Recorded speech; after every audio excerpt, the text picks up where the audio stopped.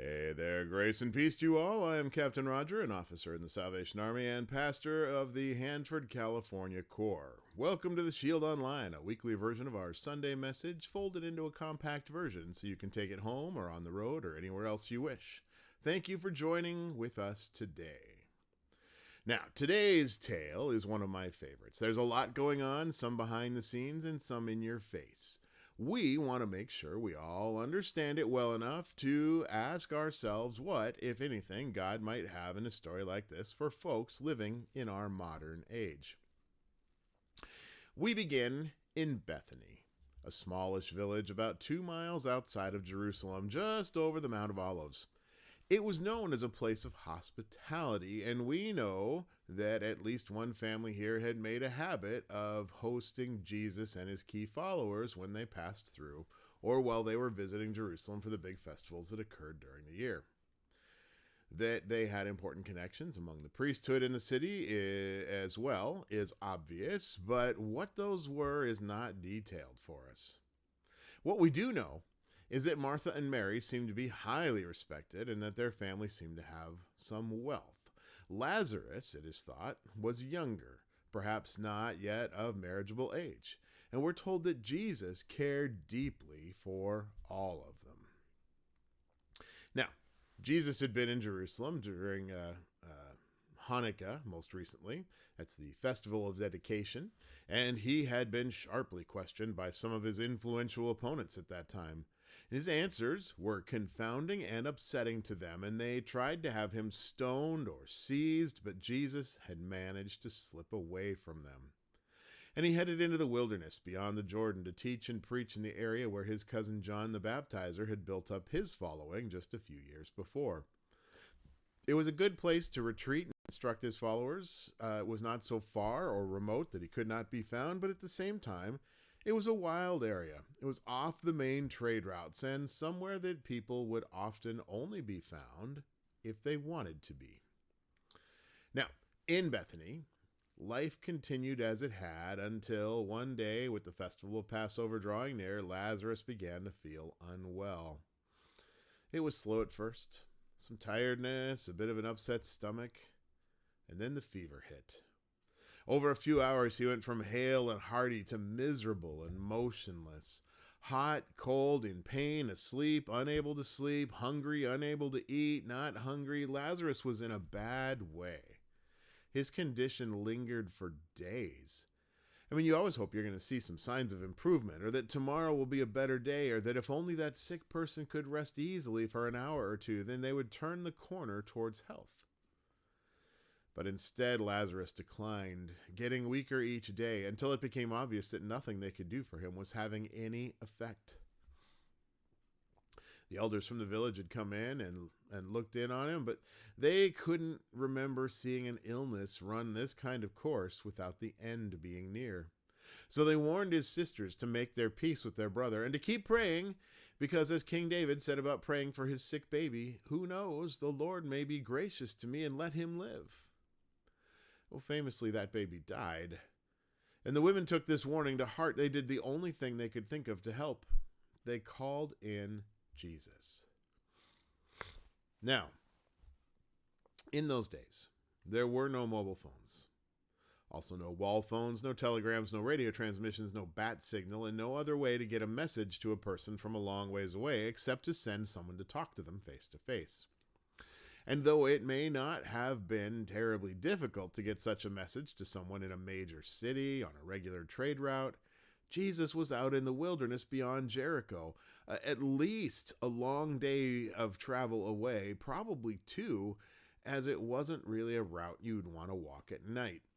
Now, a courier was tasked to go find Jesus and let him know what was happening. Well, finding that courier may have taken a few hours. They had to seek out or hire someone who was willing to go, and then that person would have had to prepare for the journey. I mean, you didn't just wander out down a road through the desert and then into the wilderness beyond without bringing a few things so that you'll stay alive to, reach your destination and pass on your message. So he would have done his preparation, and then he would have reported just before sunup on the next morning. More daylight meant a longer period for travel and a better chance of reaching Jericho in a day before having to head out into the lands beyond to find Jesus, probably on the next day. When the bearer was ready, they sent him off with the instruction that he was to hurry. They didn't know how much time Lazarus had left. They needed Jesus here now. And so he set out on a trot up the trot, or a trop, whatever. He set out on a trot up the road, each footstep kicking up a little puff of dust as he went. Sadly, the next day Lazarus began to cough uncontrollably. Then it had a spasm, which became a seizure, and then he died. In their world, bodies needed to be dealt with immediately, either before sundown, or if there really was no time before sundown, the first thing when dawn broke the next morning. The corpse would have been stripped and washed, and then anointed with a sweet-smelling oil and wrapped tightly in a shroud with bundles of herbs. And all of these things were important to help hasten the decay of the body. It was thought that your flesh held all of your evil deeds, and that its decay would atone for them as it and they dissolved into nothing. Your bones were where they believed your personality resided. So if God resurrected you, then your bones would support new flesh, one that had its debts paid, ready for a new life. In their tradition, bodies would be stored in tombs for a year, and then the family would collect and clean the bones before placing them into an ossuary, a bone box. And that box would then receive its burial or other internment to its final rest until the day of God's judgment would arrive. Lazarus's carefully prepared body was taken on a pall to the tombs cut into the rocky hillside a short distance outside the village. Now, his family had money and status. What we know indicates that he was laid to rest in a family burial tomb. The final step in his internment would have been rolling a stone into place. Now, that may have been a large round stone placed on a track, which it could roll down to completely block off the cave mouth. Or perhaps it was more of a mushroom-shaped stone that was rolled and pushed into the entrance stem first. Either would help serve the primary purpose of closing the body off from predators and keeping most of the stench of death inside. And with all of that done, a period of mourning would begin. Forgive me, it's allergy season here in this part of the world.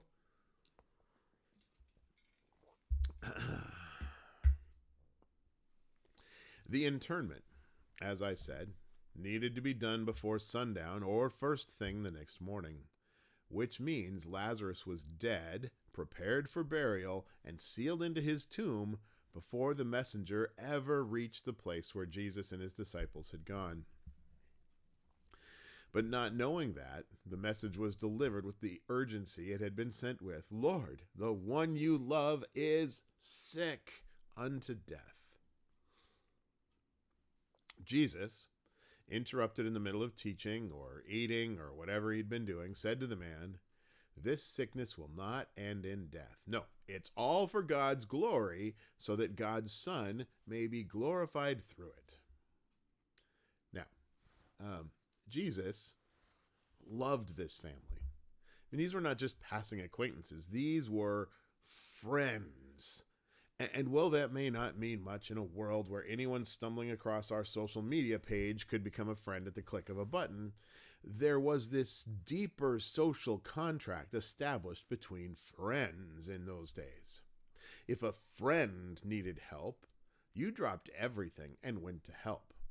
It was the honorable thing to do in a culture where honor and shame were crucial to your social standing, and your social standing was how people evaluated whether you were someone worth hearing or if you should be rejected. The expectation was that it would take some great insurmountable problem for a friend to do anything other than come immediately when they receive a message like the one that came to Jesus. Instead, he made this statement that the sickness wouldn't end in death, but in more honor, and then he went back to what he was doing. How failing to do the honorable thing here was going to lead to honor for God and for Jesus would have been baffling to his followers. But maybe they thought this would be one of those, miracle healing at a distance situations. Maybe they expected another messenger would appear in a couple of days to say that Lazarus was fine now, and somehow it was all because of Jesus. We don't see an outcry from anyone about Jesus not just dropping everything and going right away. And to be fair, he did kind of have an insurmountable problem. People in Judea were trying to kill him, remember? Which is why, after 2 days had passed, they were all shocked when Jesus told them they were heading back now. The disciples even tried to talk him out of it. I mean, after all, if people killed their teacher, where would that leave them? And if your answer is next up on the chopping block, it means you're paying attention. When Jesus told them essentially that they should remember not to worry when they are with him, that does not seem to reassure them in the least. Then Jesus said to them, Lazarus is sleeping and that he needed to go wake him. And they said, sleeping? Well, that's good, right? If he's sleeping, then he's gonna get better. Now, a lot of times, when his disciples were acting about as smart as a box of hair, Jesus chides them to use their brains with some deeply sarcastic barb, but this is a rare case where he just lays it out for them. Look, Lazarus is dead, and because I need you to understand some things, I'm glad I wasn't there. But we need to go now. It seems to kind of like shake them into remembering that they're disciples and that disciples do what their master says. And Thomas, oh, I love Thomas. Thomas says, let's go. We can all die together. Mr. Ray of Sunshine, Thomas. Now, they would have caught the next bus to Bethany, but buses hadn't been invented yet. They needed to do the whole 2-day walk just to get back, like the messenger had needed to do to get to them, which meant when they rolled into town, it turned out Lazarus had been sealed into his tomb for 4 days. The sages taught that the life force of a person would remain near their body for 3 days to see if anything would happen so that it could get back in. And then it would depart to the place of the dead, leaving the body to be purified by decay. And for 2 days, people would mourn the death of a loved one, but after that they would return home to celebrate the hope of resurrection, and that they believed they would be reunited then. And for 7 full days, the family would remain at home to mourn, leaving only to visit the tomb if they felt they needed to do so. And others would come and offer support and sit with the mourners. And as I said, this family seems to have been greatly respected, and we are told that many came from Jerusalem to mourn with them. It may be one of these or some other traveler on the road who brought news that Jesus and his followers had been spotted heading towards Bethany. And even though it was not ordinarily done during a time of mourning, Martha got up and left the house and came to meet Jesus on the road. When she got to him, she said, Lord, if only you had been here, Lazarus would have lived. And she went on to say that this did not shake her belief that Jesus was connected to God. Your brother will rise again, Jesus said, and Martha responded with a statement of faith commonly used by the Pharisees. I know he will rise in the resurrection at the last day. And then Jesus said this thing, a little odd. Jesus said, I am the resurrection and the life. The one who believes in me will live even though they die, and whoever lives by believing in me will never die. Do you believe this? Oh, yes, Lord, she said, and then added, I believe that you are the anointed one, the Son of God who we were promised would come. And then she excused herself to go and get her sister. And when Martha told her that Jesus was there, Mary got up and followed back to where he had stopped outside of town. The other mourners in the house with her followed them, thinking that they were going to visit the tomb, and I think they were all surprised when the sisters went out to meet with Jesus on the road. Like I said, it wasn't really done. "Lord," Mary said in greeting before she crumpled at his feet, "if you had been here, my brother would not have died." And she cried, as did the Judeans who had come with her. Jesus asked where they had laid Lazarus, and the whole group made a procession to the space before the tomb. And as they walked, Jesus wept. "Oh, see how much he loved Lazarus," many said, but other whispers were less kind. "Remember how he healed that man who was born blind? Shouldn't he have been able to keep this man, his friend, from dying?" When they reached the site of the tomb, Jesus paused and looked at the stone blocking the entrance. "Take it away," he called. But Martha leaned in and said, "Well, the body has been in there for 4 days. The smell will be unbearable." And sure enough, just being near the tomb was enough for that heavy, sickly, sweet scent to already tickle at the nostrils of those present. I don't know if you have smelled death before, but oh, mercy. Even a small creature like a mouse under a refrigerator or a squirrel dead in a nest in the garage can permeate a large area with the miasma it creates as it decays. It is a pungent reminder that something has gone very wrong, that death was never part of God's intention for creation. This is the scent of the universe crying. Jesus spoke to them gently, saying, Didn't I tell you that if you believe, you will see the glory of God?" Martha nodded through her tears, and Mary signaled to the mourners that they should just do what Jesus said. And the stone was rolled away from the entrance, and the smell of a body rotting in an enclosed space in a desert land was every bit as horrific as they had imagined it could be.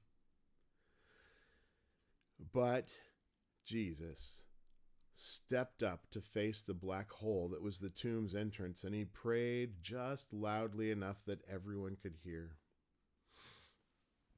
"Father, I thank you that you have heard me. I knew that you always hear me, but I've said this for the benefit of the people standing here, so that they may believe that you sent me." Then he looked down into the darkness and he called out, "Lazarus, come out!"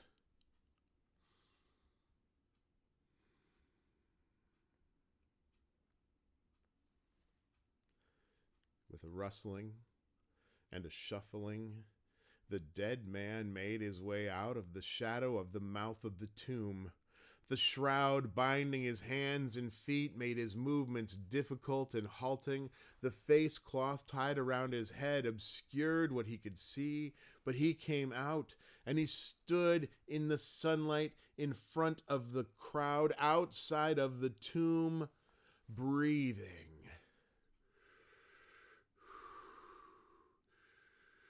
Which is probably more than could be said for most of them, as the sight of a dead man in grave clothes stepping out of the tomb that he's been rotting in for the better part of a week was probably enough to make them forget how. For a moment, no one moved. Then Jesus spoke again. "Get that stuff off of him and set him free." And they did. Lazarus was alive.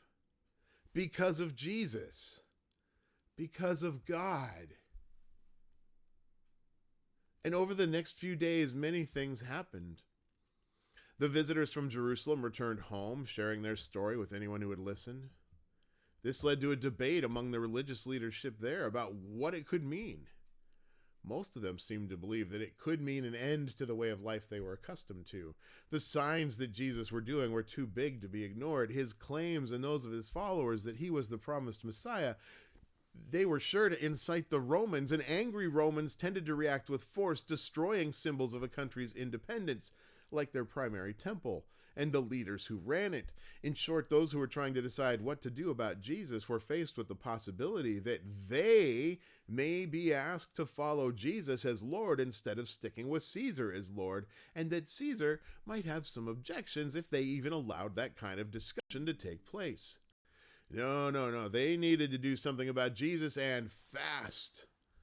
So they issued orders that he be detained if he was seen anywhere near Jerusalem. And he took his followers back north into the wilderness near Ophrah for a time until he was ready to come back. Lazarus and his sisters resumed life. But it wasn't life as usual by any means. Visitors from all over, but particularly from Jerusalem, came to see him. Some who'd been at his funeral or who had mourned with his family now came to rejoice with him and to celebrate the life that had been restored to him. And while they were there, they had questions. I'm sure they had a lot of questions for Lazarus, but they had questions about Jesus too. And the answers that they got from Lazarus and Martha and Mary tended to lead to them understanding that Jesus might be exactly who and what he claimed to be, even though they wrestled with his teachings and how they could seem so different from what they had heard before. Then, about a week before the Passover festival was set to begin, Jesus came back to Bethany. But that's a story for another time. Today's tale is one of my favorites. There's a lot going on, some behind the scenes and some in your face. We want to make sure we all understand it well enough to ask ourselves what, if anything, God might have in a story like this for folks living in our modern age. I ask that you take a moment and pray, asking what God would like you to know from this story. And then write that down. And this week, consider, what will you do with that? Hey, whoever you are, wherever you are in this world, whatever circumstance or situation you have gotten yourself into in this life, know that you have nothing to fear because God is with you. There is nowhere you can go that God is not already present. Just turn and go with God. Grace and peace to each and every one of you in the coming week. We'll see you next time.